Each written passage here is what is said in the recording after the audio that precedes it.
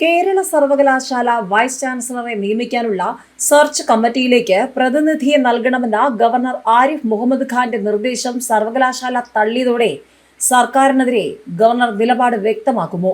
മൂന്നംഗ സെർച്ച് കമ്മിറ്റിയിൽ ഗവർണറുടെ പ്രതിനിധി, UGC പ്രതിനിധി, സർവകലാശാല പ്രതിനിധി എന്നിവരാണുള്ളത്.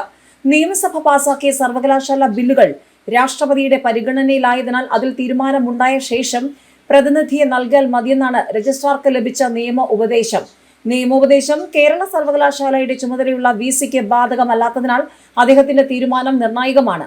VC-ക്കും സെനറ്റിനും തീരുമാനമെടുക്കാം. ഇടതുപക്ഷ അംഗങ്ങൾ എതിർത്താലും കോൺഗ്രസ് BJP അംഗങ്ങൾ പേരുകൾ നിർദ്ദേശിച്ചാൽ അതിലൊന്ന് VC-ക്ക് അംഗീകരിച്ച് ഗവർണർക്ക് അയക്കാം.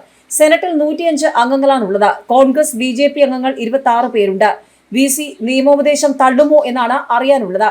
സെർച്ച് കമ്മിറ്റി രൂപീകരിക്കാത്തതിനാൽ കഴിഞ്ഞ ഒരു വർഷമായി കേരള സർവകലാശാലയിൽ VC-യെ നിയമിക്കാൻ കഴിഞ്ഞിട്ടില്ല. ആരോഗ്യ സർവകലാശാല VC-ക്ക് താൽക്കാലിക ചുമതല നൽകിയിരിക്കുകയാണ്. സെർച്ച് കമ്മിറ്റിയിലേക്ക് ആളിനെ നിർദ്ദേശിക്കാൻ ആവശ്യപ്പെട്ട ഗവർണർ VC-ക്ക് കത്ത് നൽകിയിരുന്നു.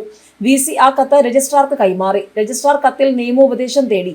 ഉടനടി പേര് നൽകേണ്ടതില്ലെന്നാണ് ലഭിച്ച നിയമോപദേശം. സർവകലാശാലകളുമായി ബന്ധപ്പെട്ട നിയമസഭ പാസാക്കിയ ബില്ലുകൾ രാഷ്ട്രപതിക്ക് അയച്ചിരിക്കുകയാണ്.